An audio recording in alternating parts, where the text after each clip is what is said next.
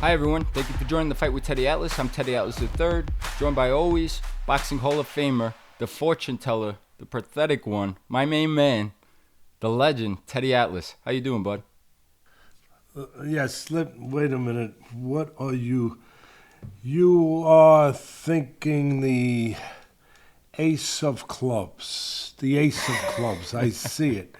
I see it. Yeah, we did all right. We did good. We picked some pretty good ones, and I hope the people that are going on to your subscription base. I say it's yours because you invented the thing.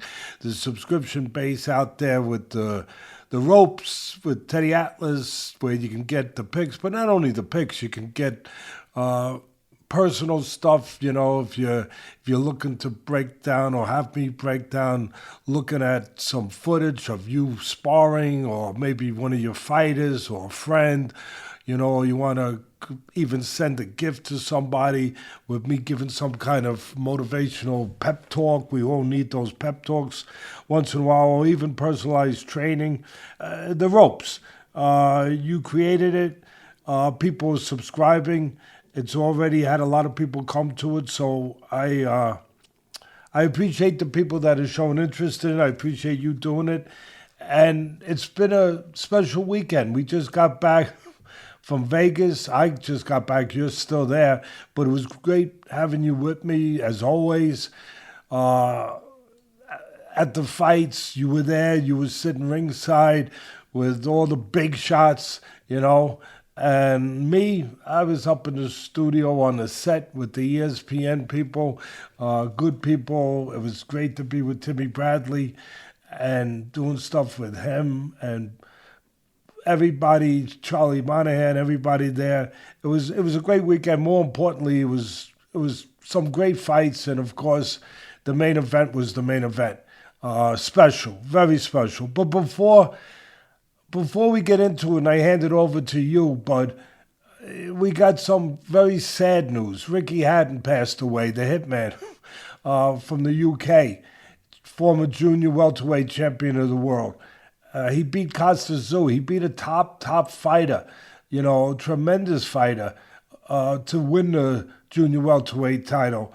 Ricky Hatton was everything that boxing is about, all heart, just all heart and soul. And as a person, he was the same.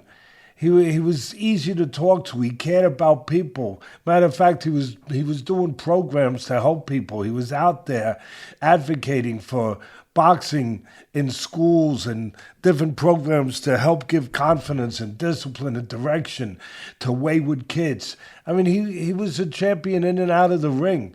That I always talk about the importance of that. Not everybody can pull that off. Not everybody can do that part along with the part inside the ropes. And he did. And he was just, I often use the phrase out there, chamber of truth, that the boxing ring is a chamber of truth. And Ricky Hatton was as honest a fighter as you're going to meet. Really, and when I say honest, I don't just mean honest with keeping his word and stuff like that, which he was. He was a man. But he gave you his all. I mean, there was no airs about him. You know, he was coming to go to your body. He was coming to get you. He was coming to back you up. And you had to be ready for that. And if you were good enough, fine. But if you weren't ready for that, and it wasn't just about the speed. He didn't have all those things. He didn't have the greatest power. He was a terrific body puncher, strong guy, but strong-willed.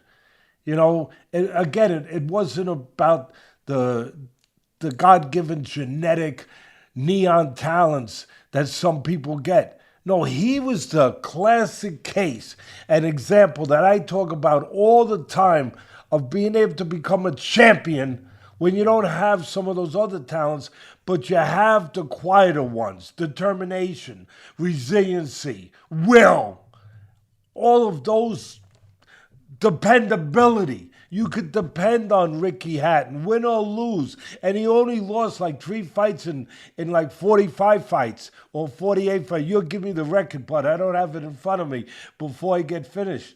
But it was about finding a way.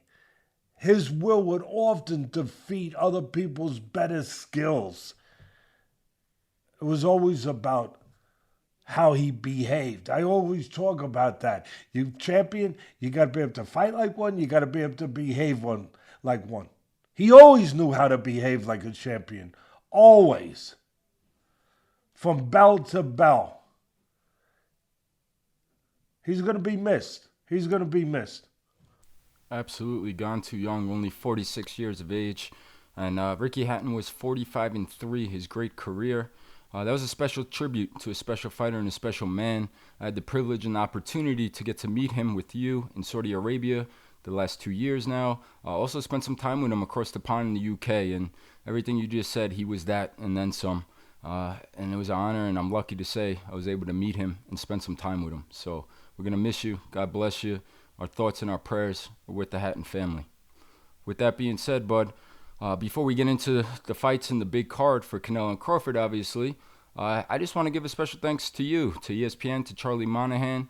Had a great time at the fights, allowing me to tag along, be the guest. And a special thank you to a dear family friend and a great actor, Holt McCallany. Holt spoiled me. He let me sit ringside with him.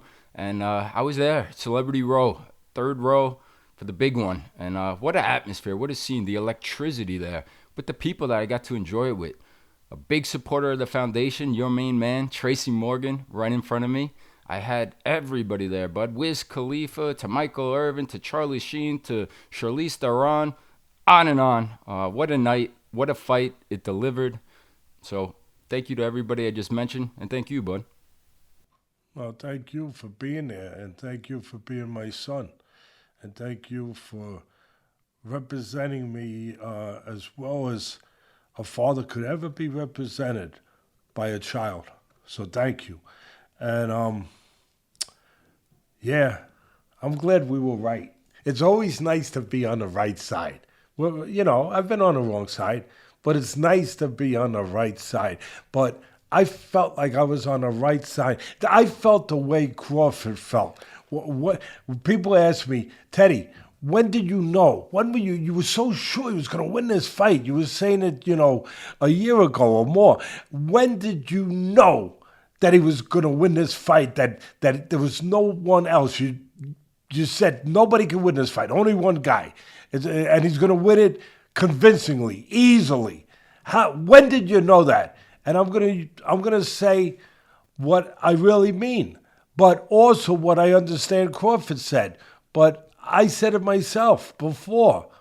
I knew when he signed the contract. when he signed the contract, I knew that Canelo was making a mistake, that he had no idea, like he didn't have an idea what Beaver was. He had no idea. And unfortunately, the judges did the same thing they did in the Beaver fight. They scared the crap out of us. They made us realize they were going to rob him if he didn't destroy him, if he didn't dominate. Dominate! I mean, are you kidding me? He dominated. I'm going to be nice, and I'm going to give Canelo 2 rounds. 2 rounds. And I'm being nice. I'm not being a wise guy. I'm being honest. I'm being a professional. He won maybe. And if you want to make it a shutout, I wouldn't say you were crazy, because I don't think I'm crazy. Just a little bit angry sometimes because of my sport that I love. That if he doesn't dominate the way he did, they're going to give it to Canelo. The way that one judge tried to make it a close fight against Mayweather many years ago. Are you kidding? The way the Beaver people... In the Beaver fight, I thought Beaver won 10 rounds. They they tried to do the same thing. 115, 113? Are you kidding me? Maybe they just don't understand math. Maybe they think that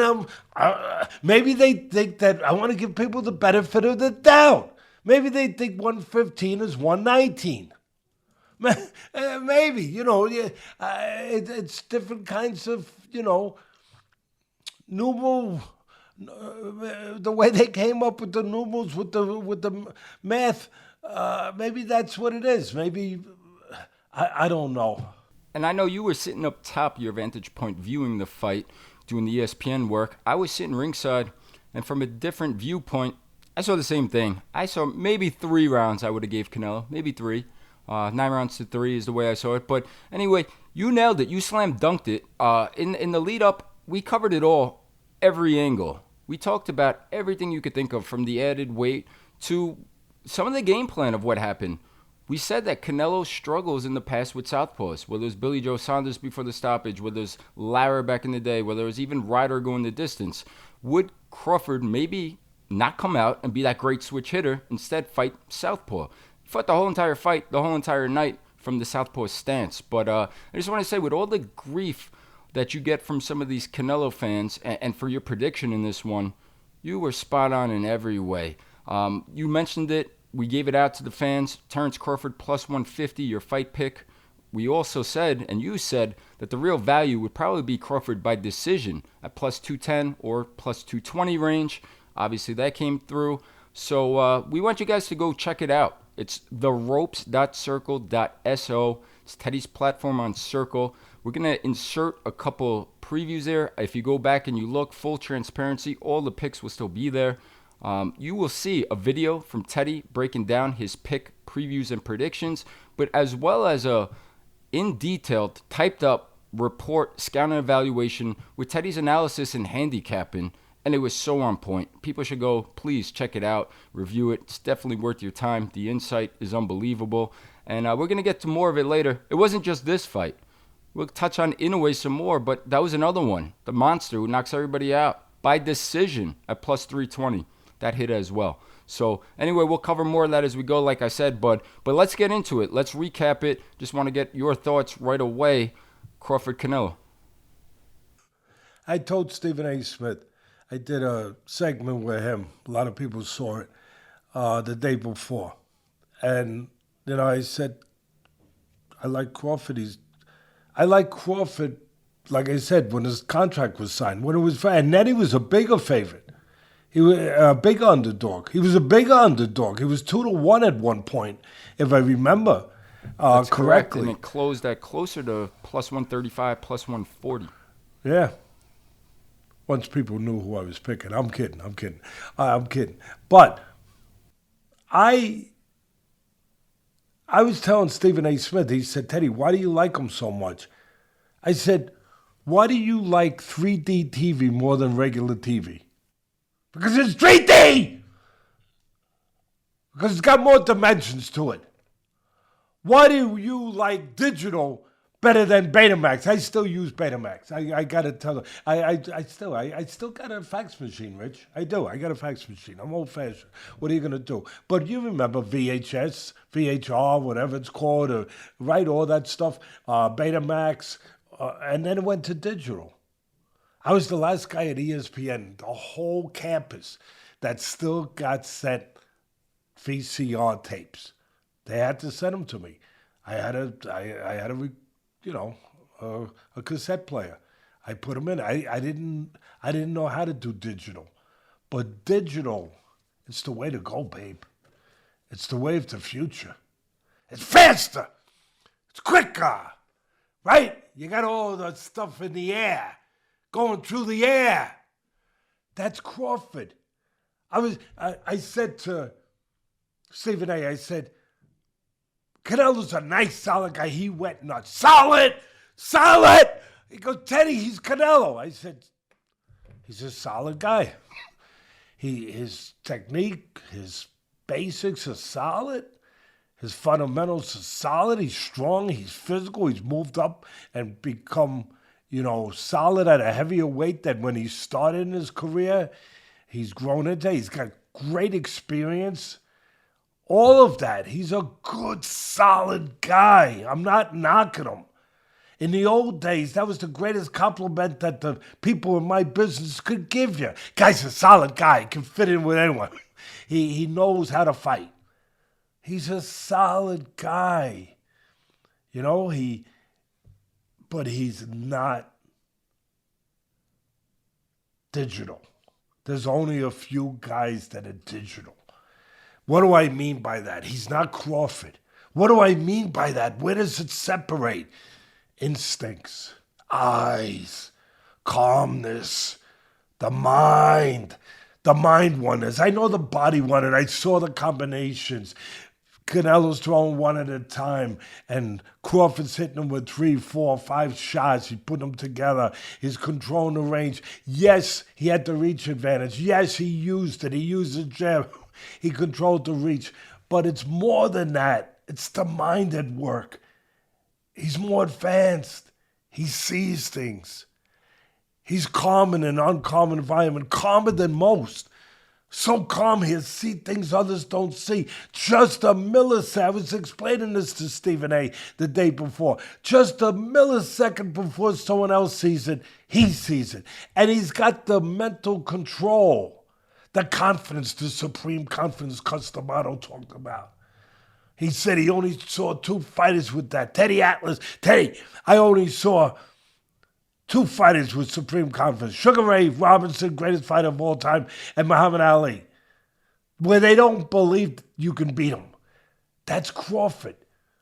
All of that together, mixed together, makes a perfect cocktail of supremeness, of greatness, of another level, of digital.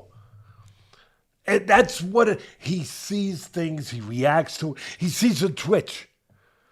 He sees a twitch he just sees a twitch in your shoulder before you're about to throw. Boom, he moves off to the side. Because you're contracting before, whether you want to show it or not, before you throw a punch, your muscle contracts. Very few people would ever be that calm. Ted Williams I don't know if it's true, but the great Ted Williams, maybe the greatest hitter in baseball history, last guy to hit 400, I believe. I believe he was. I don't know if Olegode hit 400, I'm not sure. But John Oliver just missed hitting 400. I'm not positive on that, but. Well, Ted Williams, a lot of people think he was the greatest, and he missed 5 years in the Army, in the Air Force, during the war, which was what they did back in those days. They got drafted, they went into the war, they volunteered to go into the war. So this special hitter, as I say it again, maybe the greatest of all time, he used to talk about that they would say, how do you have an advantage over everyone else? He said, I see the rotation of the ball. Well, the ball's coming 90 miles an hour, Ted. I know that. I understand. I see the rotation of the ball. By the rotation of the ball, I know if it's a fastball or a curveball. You see that? Yes. And by the way, he did have great eyes. He was one of the greatest fighter pilots of all time. Do Google, people. Google. Not Google. Google. And you'll see he was maybe the greatest fighter pilot of all time, and maybe the greatest fly fisherman of all time. Takes reflexes to be a fly fisherman. Takes good eyes. Takes being calm. So that's what Crawford, that's what I want you people, I want to share that with you.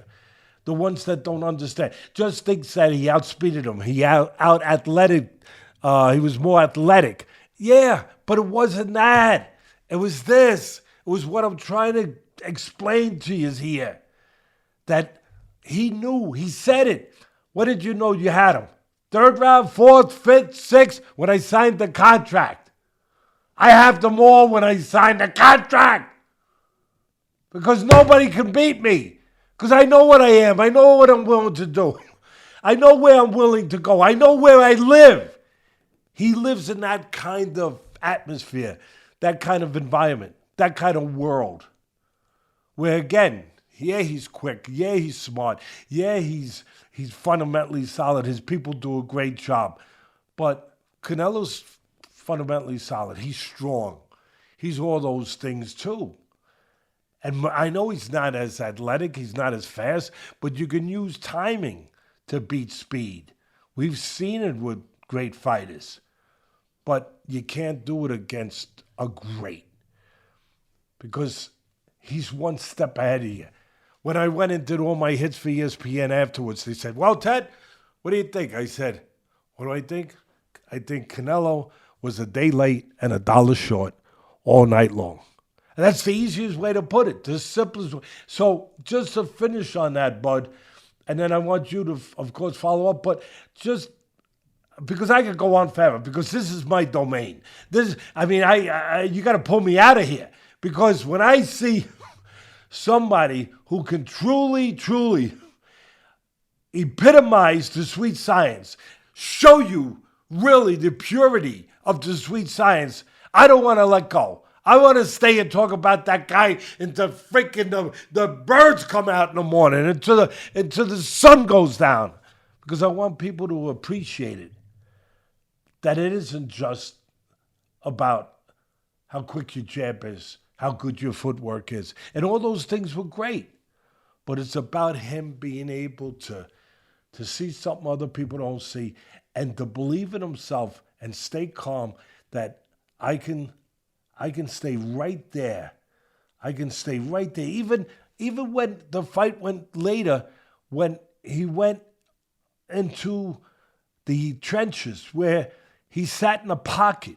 Even that, Canelo in his own game, he went and sat in a pocket. And he still was calm enough, defensively responsible, beat him to the punch. But the belief system, the eyes, to be able to catch him before he would throw his punch. And to know that he could do it, to have that kind of mental stability. Go ahead, bud. I know you're dying to get in there. No, I was just enjoying listening to you because on point all night. After, before, you touched on the recap, ESPN afterwards with Brett Okamoto and Tim Bradley. And if some of you viewers out there didn't see it, you should go back and take a look at it. You guys were electric. The passion, it was awesome. But your analogy stood out to me, and it was so on point. You said that Canelo, to get where he had to be, he had to get inside, got to go close. And to do that, he had to go through a bad neighborhood. And Terence Crawford mugged him all night long. And that's exactly what happened. And I thought that analogy was so on point, so clear. And also, talked about before the fight how many advantages that Crawford did have, right? And they were glaring. Canelo, you touched on, slower feet. He was a much slower man. The speed advantages, the quicks, the reflexes. But how about the size? And you just touched on it. Crawford was the bigger man. To me, on the outside, 5-inch reach advantage, glaring advantage. And he used it. Stuck that jab out, controlled range. But as you said, maybe it surprised a lot of fans out there watching the fight, especially backers of Canelo. He was the better fighter inside. I liked when he stayed calm and in the pocket with the shorter punches and the uppercut. He was safe in there. He was strong in the clinches. He looked like he had every single advantage, like you kind of laid out right before this fight began. And listen, you set me up perfect there. Because you just mentioned a whole bunch of things. I'm going to use an analogy. You just talked about, say we're gonna put pavers in a driveway, and you want to put beautiful pavers, ceramic, made out of whatever you want. You want to spend a lot of money, you go to Italy, you get them made out of some special marble. You put all these pavers there, beautiful, and then you have to have some glue, cement, something to keep them in place so they don't move. The thing that keeps them in place, I'll say it again, that separates Crawford is that he's got the glue. What is the glue, Teddy? Teddy, what's the glue? I'll go buy it. Tell me where to go. I'll go buy it. You have to develop it. You have to have it. You have to develop it. It's that supreme confidence. It's that discipline at a different level. It's that nerve. That cold nerve. It's where Mickey Duff, one time I gave him this great cut man, Eddie Aliano, God bless him. I gave him this great cut man he asked me for a cut man. I gave him a cut man, Eddie Aliano. He was great. And Mickey called me afterwards. He said, were you happy with him? He says, that guy pisses ice cubes.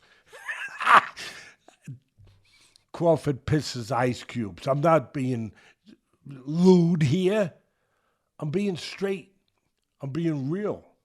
I'm talking about what I know from 50 years in this business and what I admire and appreciate. And I want to give him that credit. That's what it is. That he's able to be that scary calm, that cold, just real cold, calculating. That's an ability that allows him, it's the glue that allows all the ceramic parts to hold together. Now, as far as the simple stuff that I'll go over real quick. Yeah, everyone was talking about the stuff that's easy for people to digest, the real, the measurables, like you would do in the NFL, but when you were scouting, the measurables. And you always told me they're important, but that's not what necessarily plays on a football field. You want a guy who's a football player. You want to look at the film and see a guy who's always around the ball. He's not the fastest guy. He's not the biggest guy, but he's always, whenever there's a fumble, whenever there's an interception, he's right there. Why? How? He's not the fastest guy because he anticipates. Why does he anticipate better than somebody? Why? Really? Why? Because he's calmer. Because he's focused, because he's confident, because he has these intangibles. You touched on it. Everyone was saying, oh, he's the bigger guy. He's the stronger guy. He being Canelo. And I said, the other guy's the quicker guy, the faster guy, the longer guy. I think the smarter guy, the craftier guy. And again, when he lost to Mayweather, I know it was many years ago, and I said this to Stephen A. He goes, oh, it was 22 years. He was only 22. I said he turned pro when he was 15. So he was a veteran. Okay, Teddy, fair enough. I said, but he didn't lose because his hands were so slow. He lost because his feet were too slow to close the gaps. I said, how about that advantage? Crawford was going to have the quicker feet, not just the quicker hands. To get out of trouble, to control range. As far as the fight plan, control range. Use your jab, control range. Like you said, he has to go through that bad neighborhood. Don't let him go through untouched, unscathed. Make him get damaged when he tries to go through it. Make sure that good eyes, you see everything. You react just a split second before he does. And that's what he did. He used his reach. He controlled the range. He used quicker feet, quicker hands. He put punches together while the other guy was looking for one. Yeah, the other guy Canelo started looking for the right hand, the southpaw killer. He started looking for that in spots. But for the most part, he couldn't land. He couldn't really land it clean. And when he did land a little bit, it didn't have any effect. Why? Because the other guy has a good chin. Why? Because he has good eyes, he sees everything, good concentration. Why? Because he has a great will. Why? Because he also doesn't believe he will allow you to hurt him. He won't allow you. And that is a talent. That is something that's formulated, that's developed, that a lot of people don't understand. So at the end of the day, I'm not knocking Canelo. Terrific, solid guy. I always thought he was a little overrated, all right? I know the fans always went nuts. They always came after me. Canelo put something out there that he didn't like me because I didn't say you're not a terrific fighter. I didn't say that. I'm just saying that from the great, great, great country you come from, with the great Mexican, with the great history of fighters, you're not the greatest Mexican fighter. I mean, you're real good, you're solid, you made more money than anyone, and you're a real good, solid guy. But I never thought you were quite what the people that loved you because you're around when they're around, because they want the best to be around when they're around. I was around when the best was around. So they go, oh, fine, but inform yourself of who was the other best when you weren't around. Inform yourself before you say that. And then you could say it. And I was informed. So that's why I said it. And again, I'm not knocking the guy. I know the fans will be going, I'm not knocking him at all. Good, solid, smart guy, made a lot of money. Crawford, he's Crawford. He's Crawford special. is Crawford. That breakdown was special. And, Crawford likes cinnamon, too. I like cinnamon on my oatmeal. And Crawford apparently likes cinnamon. Yeah. And again, people really go nuts over that part, too, of the closing part. Okay, go ahead. Have at me. I don't want to close it just yet. I just want to piggyback off of some of these points you made, because there were some great points. And I thought sitting there ringside, one of the big differences was you just nailed it too. One shot at a time from Canelo. It was one hook. It was one punch at a time. Where Crawford was coming in combinations.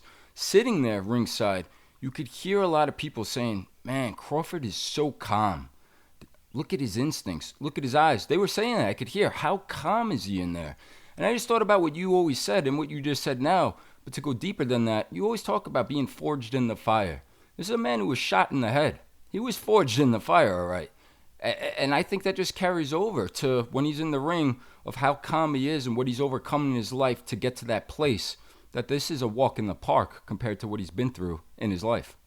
I'm going to take it further. I'm so glad you brought that up. See, that's what makes this special, having you here. Really, not me, you. Because otherwise, this doesn't get brought out and this doesn't get debated.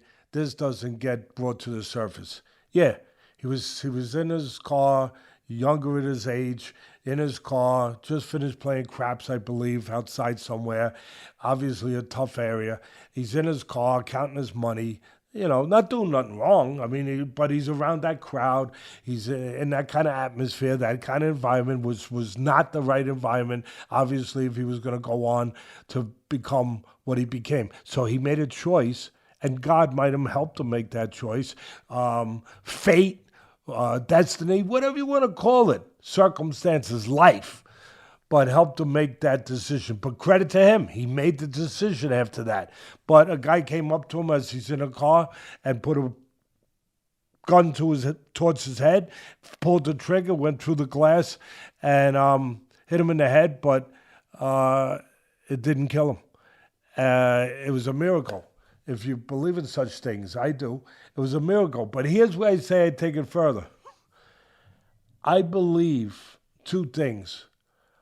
One is that he's grateful and he's in his own private way of understanding, and it put him in a new trajectory of life, of commitment to his sport. It made him much more serious, made him much more committed, and much more understanding that life might be given to you, but you have to live it the right way. You have to live it the right way. It's your responsibility to live it the right way. It ain't just going to happen. And I think that he took that from it. But there's one other thing, Bud, and I'm so glad you brought it up. Oh, my God. I believe that he connects that God let him live for a reason. When you believe that, whether it's true or not, it don't matter. When you believe that God left you here for a reason, you are powerful. You are different. You are really almost impervious to the kinds of things that break other people down, that scare other people, that erode other people when they're in the pressure chamber. Because you believe that God prepared you for this, put you there for this, wants you there for this. You believe that. And how the heck can you get beat when you got God on your side? You can't. You can't.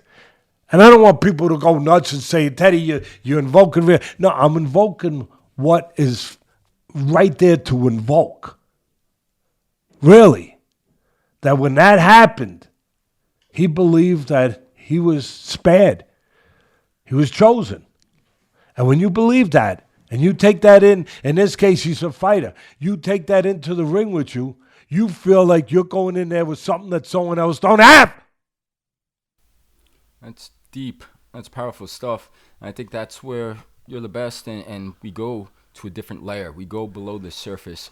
And I don't know if we get that elsewhere, of that kind of conversation and talk. I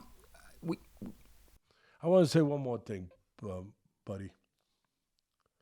And I'm not trying to put salt in the wounds. I am, but you know me. I'm not a bad guy. Really. I don't try to put salt in the wounds of the great Mexican fans, and they are great. But I think, and again, it's my judgment. I think that if Crawford, which would have probably been reckless, but if he would have pushed it a little more the last couple rounds, I think there's a chance Canelo quits. I know people going nuts right now. I know it. You're not hearing this anywhere else.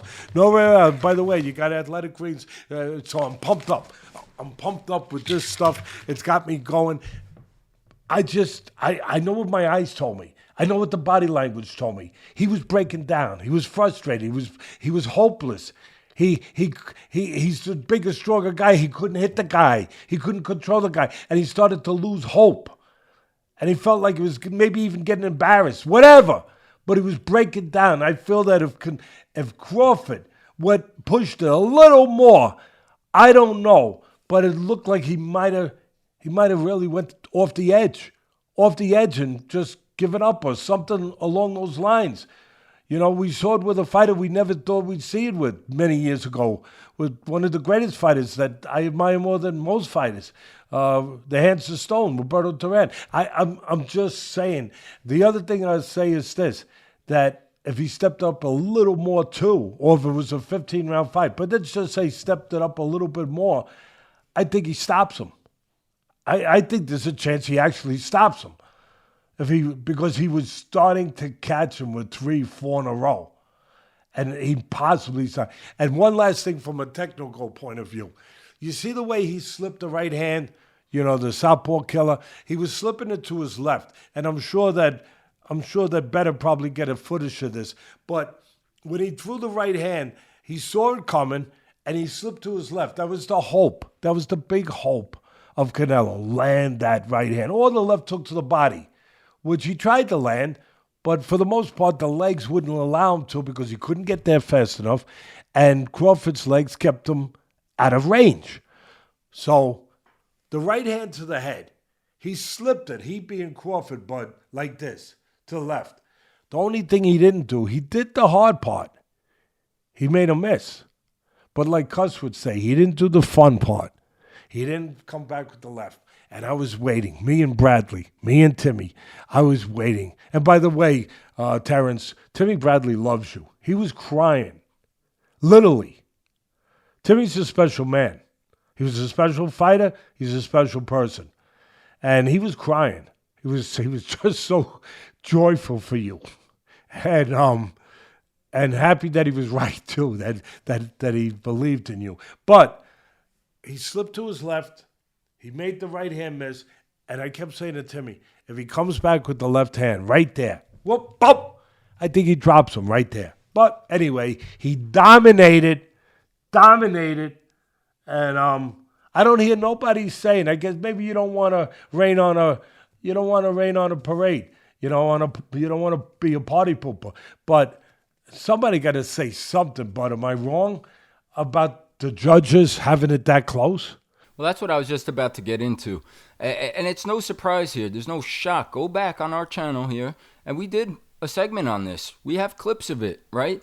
We were concerned and said, if you are Team Crawford, you have to be concerned with the judges in this fight. And we singled one out, rightfully so, Tim Cheatham.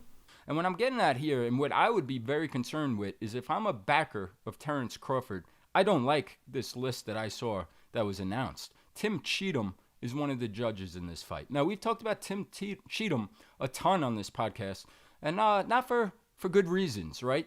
We talked about his 115-113 scorecard for Bivol versus Canelo. We've talked about some horrendous scorecards he's turned in from other fights. He did it again. I wasn't shocked. I was waiting for it. We knew it was coming. We told you guys a week ago. Yeah, no, you did. You you said it, and I'll say one last thing on that. How do you put a guy back time and time again to judge when he gives you and shows that kind of track record and his name is Cheatham? Yeah, and his name is Cheatham. He's telling you, he's warning you. Listen, guys, I cheat him. I cheat him. Yeah, and we're always going to put it all out there. To be fair, there was another judge, Max DeLuca, who did have the same exact scorecard as Tim Cheatham. But we're talking about Cheatham in particular because of the Bivol fight, because of the other fights we just touched on. No shock there, right? We talked about it. I want to close with this, bud. We just covered this fight really thoroughly. We spent a lot of time, as we should have, for the big one. What's next? And Turki Al-Shalik is teasing, can David Benavidez make 168 pounds again and fight Crawford? Terence Crawford is hinting at maybe making a debut at 160 pounds and making his debut as a middleweight. Do you want to see, what do you think is next for Terence Crawford, and what do you think might be next for Canelo? I mean, for Canelo, I'll start with him first. For Canelo, look, it's up to him as far as he's made so much money. He made over $100 million for this fight. He's made hundreds of millions of dollars in his career before this. Does he still have to fire, what does he want to do? What's left out there for him? I know that this is a sour taste in his mouth. It's tough for his legacy if you're going to be honest about it. He got beat by a guy who started his pro career, won his first title at 130 pounds, right? 130 pounds, Crawford. Then he won it at 135, then 140. No, actually 135. That might have been his first. So he got beat by a guy who won his first world title at lightweight, and a guy that's been inactive, and and he got thoroughly beat. So it does dent his legacy a little bit. It does. I know he still has a good legacy. I know he's done terrific things. He's got a great resume. What did I say? Remember before the fight when you were talking about the right way, you were drilling me a little bit. You would say, Dad, what about the guys that say that Canelo's got the better resume? What about that going into the fight? And I said, I haven't seen a resume throw a jab yet. Haven't seen a resume throw a punch yet. So he still has that. He's fought good fights, won all these titles, made so much money, but does he want a right or wrong? In his mind, is he that concerned about his legacy? I don't think he has to be, because the Mexican people where he lives, they love him. They adore him. He's a national icon. I don't think it'll really matter to them. It'll matter to some who look at things in a very, very strict, harsh way, if you will, serious way, proper way, maybe even you could say, and they start comparing the great Mexicans. They might say, okay, he drops down a notch from where we thought we had him. But that's up to him personally, how he feels, if the legacy. I don't see any other. The only reason for Canelo to continue is if he wants to right or wrong. He don't want to go out this way. And he looks to fight a fight that can put him back on a willing track and undo what was done by the Crawford fight, if that's possible. And I don't know if it is. As far as Crawford goes, hey, the world is him. The world is his, and whatever he chooses, he's earned it. He is the man right now. He's the top gun. He's, I know you got him, Inoue, and Usyk. They all belong in those three. But Crawford probably just put himself on the top of the hill, top of the mountain, and he's just, to the victor goes the spoils, baby. He gets to choose. He's special. He showed that. Now he gets to choose. He wants to go down. He doesn't want to stay up there. He wants to go down to 160. That I always worry when you put that much muscle on, bud, to come back down, because it's hard to lose muscle. But he's smart, and his people are so smart. And by the way, they deserve credit. What a game plan. They deserve credit. They always have a good game plan, Bo Mack and his crew, always. But at the end of the day, he's smart. He's not going down too far. He's going down 8 pounds. He could do that and still not hurt himself physically. So it's purely up to him. I mean, now we're getting nuts. We're getting drunk. with what he's done, his specialness, where we want him to fight Benavidez. We're getting, like, before everybody was saying, oh my God, let me close my eyes. I'm afraid what I'm going to see. He's going to get hurt with the big Canelo. And now we're saying, oh, let him fight Benavidez. Think about it. That's what makes him so great. Let him fight Benavidez. Next thing you'll be saying is, okay, let him fight Bivol. Or they'll be saying, okay, let him fight Usyk. Oh my God. Anyway, it's up to him. I won't put any limits on Bud Crawford. He's a special fighter. That was a special breakdown, and special guys get this kind of conversation. They're talking about Mayweather or Crawford. Who's the best, right? There's a lot of conversations that we could have, and we'll resume more of that in future episodes. But as you touched on the resumes, and you said it best before the fight, never seen a resume throw a jab.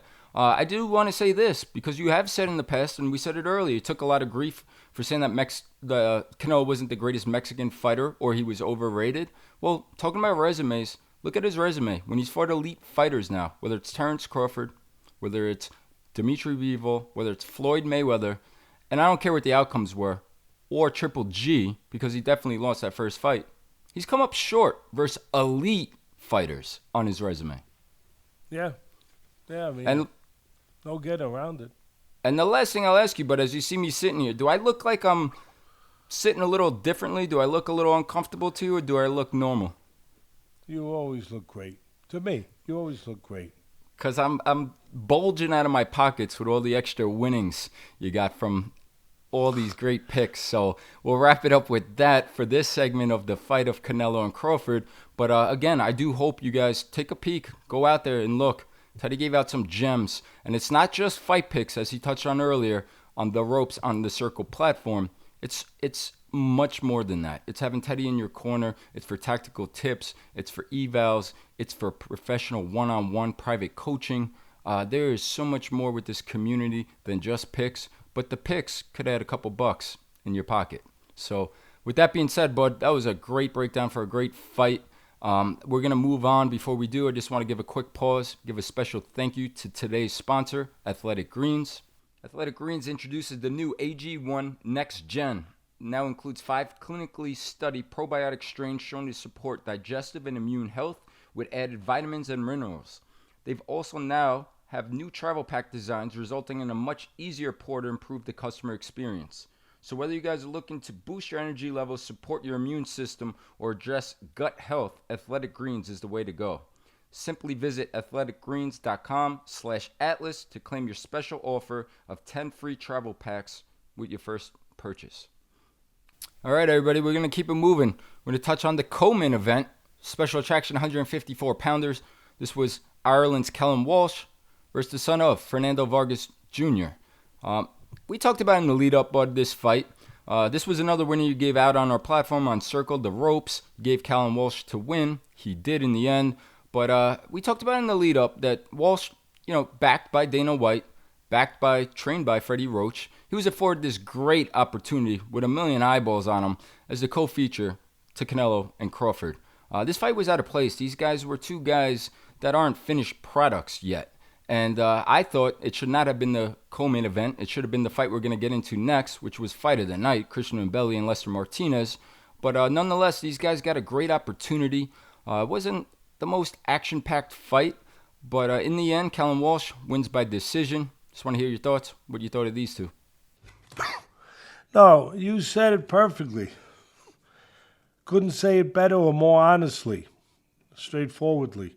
I mean, the order of the bouts was a little off. The call should have been Mbilli and Martinez. Not only the fight of the night, but one of the fights of the year, candidate for fight of the year, no doubt about it. But Walsh and Vargas, there's still works in progress. I thought Walsh would win for 2 reasons, and he did. One, his length. He's tall, he's long. When he used his length, he had an edge with the jab, with the outside. And the other reason I thought he would win is that he had more amateur pedigree, more amateur background. Vargas Jr. didn't have a lot of amateur background. And that is a distinct advantage because guys are more confident. They're more seasoned. They've seen more. They've been in with more. And it shows. It shows when you're 2 put two guys that are still, as you said, still incomplete as far as, their development. The one with more amateur experience, the one who's longer, he's going to have an edge, and he did have an edge. Vargas fought in spots offensively. I mean, he didn't embarrass himself. Neither one. It was fairly competitive, but Walsh had the edge. One of the reasons he had the edge, he was busier. He was a little more consistent offensively, where Vargas was more in spots, because Vargas had to get a little close to Walsh to be able to put punches and be effective, or catch Walsh coming in, which he tried to do. I thought he could have done it a little bit more. At the end of the day, still a work in progress, still a lot of questions to be answered about Walsh. But he won. He's got good handlers, he's got good people behind him, and they got him, they got him on a track. But it's a matter of when does he step up, and that hasn't happened yet. And we'll get answers then. Yeah, absolutely. You do want to see the step up and things he can improve on, like you said, but he is only 24 years old, and he has now improved to 15-0, so we will see what's next for him in the 154-pound weight class there. Next for us is going to be the fight we just talked about. Definitely. I've been saying this a lot recently, bud, but this deserves it. Definitely a fight of the year candidate. Definitely fight of the night. We put up a clip beforehand. We said it would be the fight of the night, and it lived up to it. Unbelievable. Back and forth. True phone booth. Just slugfest dogfight. Both men had their moments. It was incredible. I did not have a problem with the split draw sitting there ringside. I didn't want to see a loser in this fight. They both deserve to get their hands raised, and I think the fans are going to get the rematch in the future of this incredible fight. But just want to hear your thoughts. Breakdown, Martinez versus Mbili. Yeah, great fight. We thought it would be a great fight. And great job by both. And I give credit to both, but I give credit to Martinez because he had stepped up. And Mbili had been in with a little bit tough opposition so far in his career, a little more experience. Martinez stepped up. If there were question marks about Martinez when he stepped up as far as his heart, his mental toughness, they were all answered. I mean, he is tough. He is mentally tough. He's got the heart of a lion. And of course, Mbili's got the heart of 4 lions. I mean, that guy, he don't stop. He's relentless. That's his MO. What the good comes with the bad comes with the good. The good, he never stops. He's always coming, always. And he's attacking, and if you're not up to the challenge, he's going to break you. The bad is he's always coming the same way. He's always coming one-dimensionally in the front door, and he's not hard to find because of that. The one thing I would love to see, and he's got good people with him, but could someone teach him how to get away from an uppercut? Because that's going to continue. If he got hit with one, he got hit. If he got hit with one, he got hit with 201. I mean, every time Martinez threw the uppercut, he landed. Where Martinez came up short, he should have put something with the uppercut. A quick short left hook. Something. Just something instead of hitting him with the uppercut only. Hit him with something right behind it. He didn't. But, man, he hit him with a lot of uppercuts. And Mbili landed his too. But both went to the body. That's Mbili's thing. Put pressure on you. Go to the body. Get in your chest. Be like Henry Armstrong. Just keep coming and don't stop and break the guy down. It was a great fight. You wonder how long Mbili can do this. I want him to get paid because a guy like that can't have a long career. You can't. It's just, you don't need Teddy Atlas to there's got to be a shelf life on that. There has to be, because of the way he fights, because of that style. Floyd Mayweather can fight into his 50. Oh, by the way, he does. He fights into his 50. He could do that for a reason, because of his style, because defensively and all those things. And Mbili, because of his style, offensively dedicated, one way, coming forward, there's going to be a shorter shelf life on that. He's going to have a kind of like in your business in the NFL. The running backs, what is their usual shelf life? 5 years? I mean, right? Absolutely. A lot of tread on the tires there at that position. Yeah, so that's the one thing they got to be cognizant of. Give these guys a rest. I'm an advocate for that. I'm a trainer, but I'm also a human being like everyone else out there. I care about the fighters. Give them a rest. They took a lot of punishment. Give them the rest.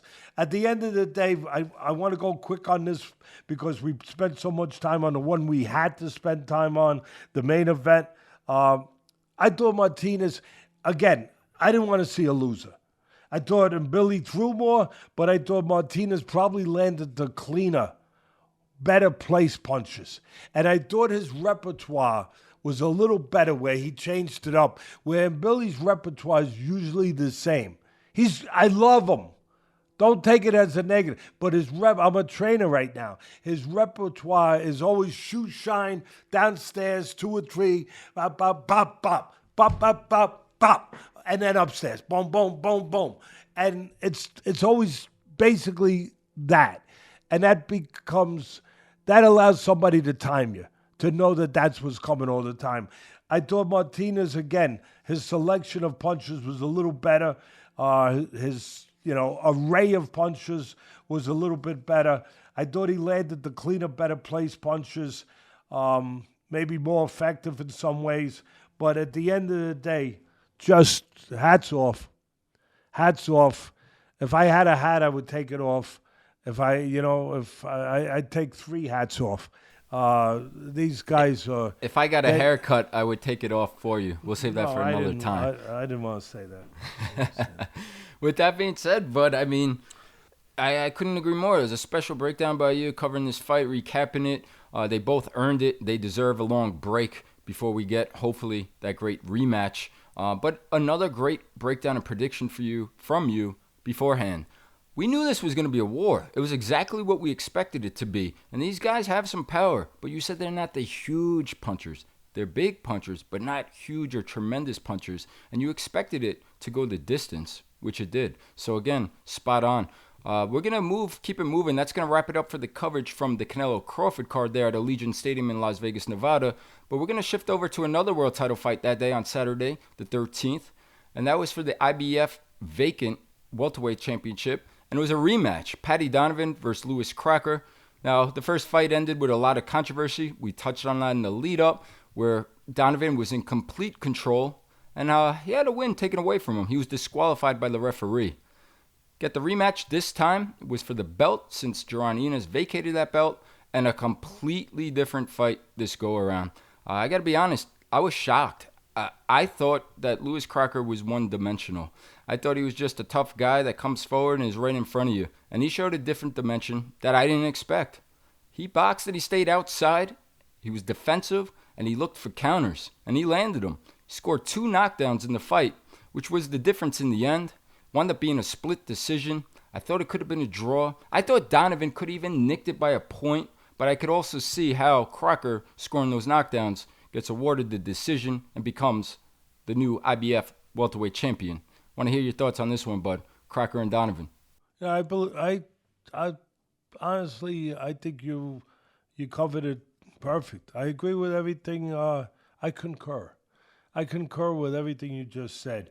The one thing I would add is you said it. You said you were shocked by the way Crocker came in different, but it doesn't matter that you were shocked or that I was shocked.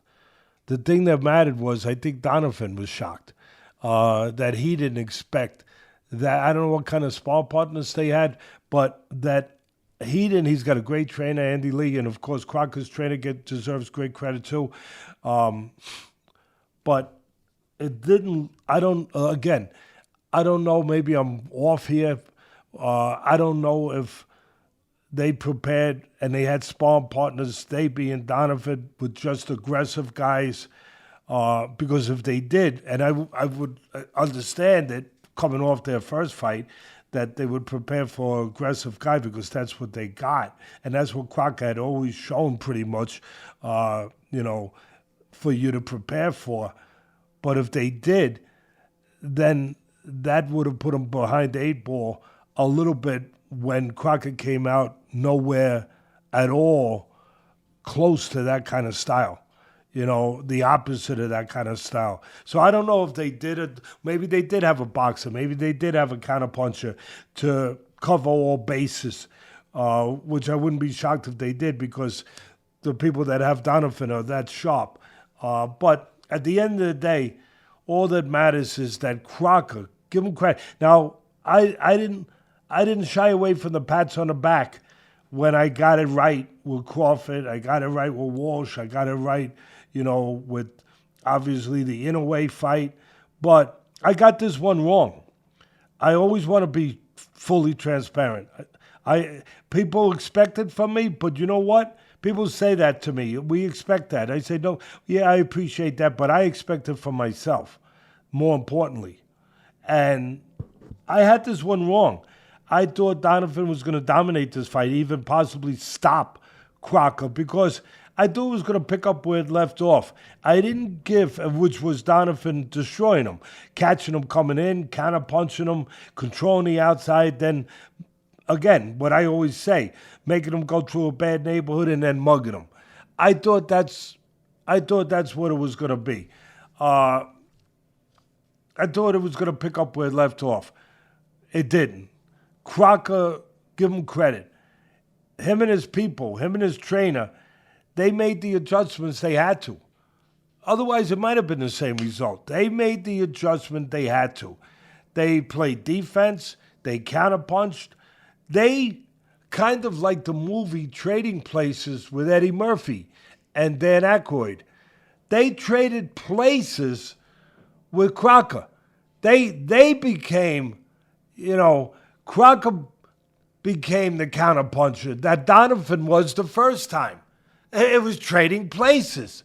And they caught me, completely by surprise. And it seemed like they caught Donovqn by surprise early. Donovqn, he's a southpaw. He had a real good amateur pedigree.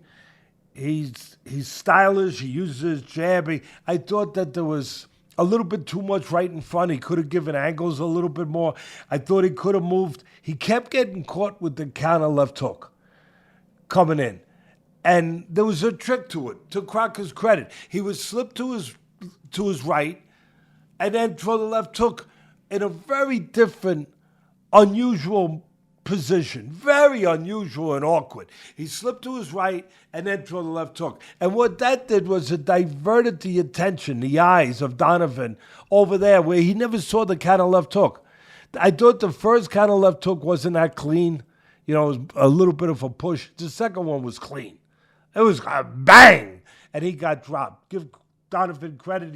He got up. He showed great heart. He came back. But when he came back and he was behind the 8 ball, as I prefaced earlier, he was a little hesitant the rest of the way to really, maybe he was winning the rounds, but when you're behind with 2 knockdowns in 2 separate rounds, you got to win those rounds a little bigger.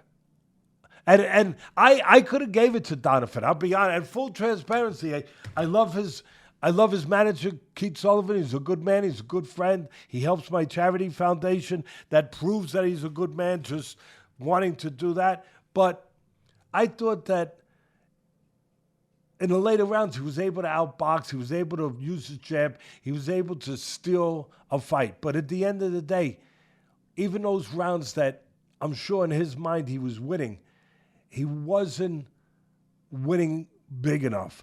And I think part of it was the confidence that was taken away from him from those 2 knockdowns. And that deserves credit to Crocker. In other words, Crocker put himself in a position to have his opponent be hesitant. Crocker, by doing that, give him credit. And for that, give him the fight. And he gets it.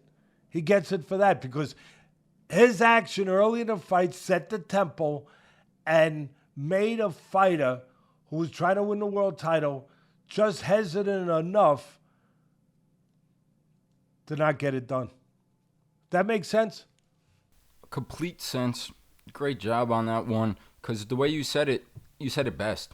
They traded places. That's exactly what happened. And that's why I was in such shock watching that and seeing that extra dimension that I didn't know Crocker had to him. And as you said, give the credit to Crocker and his team. Congratulations. His coach, great game plan. And Paddy Donovqn, he'll be back. And we look forward to seeing him bouncing back in his comeback fight. So the last thing I'll say to piggyback what you said, Bud, is always full transparency. And the picks on our site, on Teddy's site, they're not disappearing. They're there, win or lose. But that was the loss of the night. We did give out Donovqn, not just to win, but by knockout, because much better value. We were not laying the minus 600, which he was as a favorite. So we found minus 140 for KO, TKO, or DQ. So that broke up the no-hitter. But a one-hitter's still pretty damn good. And we'll keep it moving. That one-hitter, finishing it up, we're going to wrap it up from Sunday from Japan.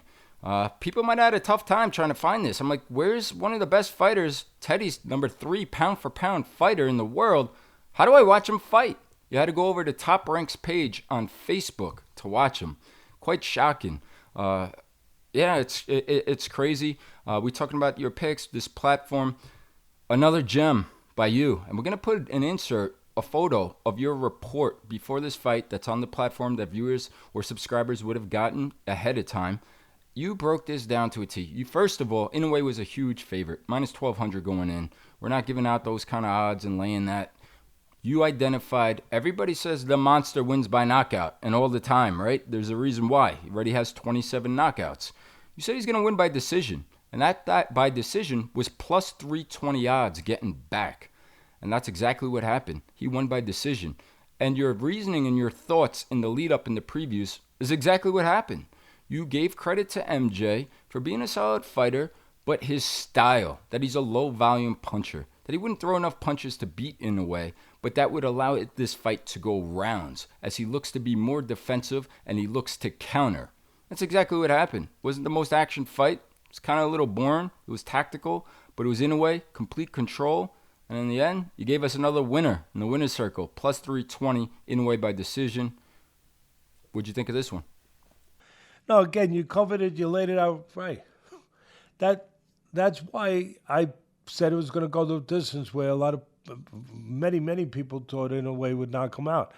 He had a real good, solid amateur background, first of all, MJ. So he's experienced. I don't care how many pro fights he's very experienced. He's a southpaw. And he uses his legs to go in and out, just enough to sometimes survive him and make it difficult sometimes in some spots to find them. But the main thing was he's solid defensively enough, keeps his guard up well. Like I said, uses his legs to change range, to get out of trouble a little bit, instead of standing in front where Inoue could run on him. But also, he's physically strong, MJ. You can see it. He's physically strong. He's tough. He's got a good chin. I didn't think that he would get broken down. And I didn't think that he would. I thought that his style would make Inoue just enough where he couldn't just make him think enough, in a way, because he's a great fighter, where he couldn't just stay on him, where he'd have to worry once in a while about a counter coming back. And it became that kind of fight, but Inoue so great that he got it his way. First of all, Inoue was too fast. His hands were too fast. His feet were too fast. Anything that MJ did, he did better at a higher level, a whole different level. I mean, it's like one guy was using, I don't know what, for gasoline, and the other guy was using high octane. One guy's using regular, the other one's using nitro. That was the difference. And, of course, the confidence of Inoue. You ain't beating him. You're not beating him. And he exudes that. And the interesting thing for me, why I thought it would go the range, the distance, is what you just said, that I didn't think that MJ would ever be able to win a decision. He's not busy enough, but it would keep him in the fight by not being reckless. And it did. He looked a few big bombs. I'll tell you one thing, in a way, his father does a great job. You better get your son to quit stepping back with his chin up and his hands down. some big shots, missed him by half an inch. Half an inch. And as he gets older, that half inch goes away. It goes away. I know it. I've been there. So that's the one thing. But in a way, what I found intriguing was he knew he couldn't just be purely aggressive. And he learned from his last fight. Was it his last fight, Bud, that he got dropped? I think it was. I think it was his last fight in a way. Yeah, that was in May versus Ramon Cardenas. He got dropped by being recklessly aggressive. That was another reason why, believe it or not, I said it was going to go the distance, Bud. Because I knew that he's so smart. He's got a computer. And it would be in his head. It would be programmed in his head, that data, that I'm not going to walk into some. I'm not going to be overly aggressive. And sure enough, MJ was looking to counter. What did Inoue do? He feinted. He slowly made ground. He made the counterpuncher be aggressive where MJ didn't want to be aggressive. Yeah, he's strong. Yeah, he's physical. But his temperament is more to counterpunch. Inoue, with his brilliance, his intellect, his ability, he made him come after him and do something he's not really built for. He's not really geared for. He made him come to him and he counterpunched the counterpuncher. He got him out of stride. He got him out of rhythm. That's brilliant. And Inoue did that. And then once he did that and he got MJ to be hesitant, then what did he do? Then he started stepping to him and coming towards him a little bit, but smart, controlled, not reckless, not where he was leaving any gaps for a good counterpuncher. At the end of the day, brilliant placement of punches to the body, to the head. Again, just in a way showing why he's such a complete package. Yeah, absolutely. It's another great breakdown by you. And you're right. MJ showed a great chin. He ate some big uppercuts in that fight. What I love about Inoue, Bud, is for such an elite fighter and number 3 on your list for pound, how active he is. This was already his 3rd fight in 2025. And there was another star there and another guy in your pound rankings, also from Japan, watching that fight in attendance. I am keeping my fingers crossed. That's what I want to see next. I want to see Inoue versus Nakatani. They might have to move to a different promoter than Top Rank because I don't think they're going to want to keep fighting on Facebook. I don't know. Maybe I'm not knocking Facebook. I mean, I know. No, absolutely. I mean, you're 100% right. I mean, Top Rank's going to, they lost their home with ESPN, and they lost it for, their own doing. They weren't giving the fans fights consistently that were competitive fights. They were just using it as a farm system to sign guys, tell them they're going to be on ESPN, and build them up with, low competition to get them to a big spot. But in the meantime, who suffers? The fans. And the fans were like, we had enough. We're not watching no more. And when the ratings started to dive, ESPN, they made a business decision. We got to cut you loose. We're not renewing the contract. So, they got 9 lives, Top Rank. They'll be looking around for somewhere, but they're going to have to find, I think, somewhere else to land. I mean, Facebook's great on the social media, but I don't know too many people that are saying, hey, Teddy, this Saturday I'm going to Facebook to watch so-and-so fight. I haven't heard too many people say that. Streaming is where the world is going. The undercards for the fight, to be fair, we're on YouTube for the Canelo Crawford fight, right? The early prelims. So there's more of that being accepted, and with technology and computers. But yeah, you expect to be able to easily watch and not have to go to Facebook to watch a great fighter in Inoue. But anyway, that wraps up a great episode of great fights in the boxing world. Before signing off, Bud, just very quickly, our UFC fans, our MMA fans out there, they got to see a beautiful knockout. Diego Lopez, he bounced back from his loss to Volkanovski in his last fight, back in the win column versus Gene Silva. Spinning elbow, brutal stuff. Just quick thoughts. What'd you think of that one? No, first of all, I think what's in the air at UFC with these spinning elbows, spinning back fists, that's 3 in a row. I know the other 2 came in one night, Yeah, back to back. They were spinning back fists. This was a spinning back elbow. But still, all I say is this, that two tremendous fighters, two tremendous, talents, Lopez and Silva. Lopez separating himself, very special, bouncing back the way he did in this huge fight. But I'd say the same thing I say about my sport. And what I just said about Inoue. Why did Inoue get dropped? What did he learn from the last fight? He got recklessly aggressive. No matter how you want to be the boss and you want to be aggressive, and we want you to be aggressive. We love to watch those kind of fighters, but it has to be cautiously. It has to be properly. It can't be reckless. It was reckless aggression again. Same thing as in my sport. You see it right away. Silva was recklessly aggressive, pursuing Lopez, and he got too close, straight up, with no defensive posture, no defensive awareness, and walked right into a spinning elbow. Wow. It's bad enough to get hit with a freaking fist, but to get hit with an elbow? Oof. These guys, they're tough. And then some hammer fists to finish it off. Oh, my goodness. Brutal stuff. That's why I always say in my sport, the referee's so important, you don't want to stop it too soon, but you don't want to stop it too late. And the same thing in that sport, obviously. The referees have to be on top of their game. They have to be in position. Absolutely. Well, that finishes up a very thorough breakdown for some great fights.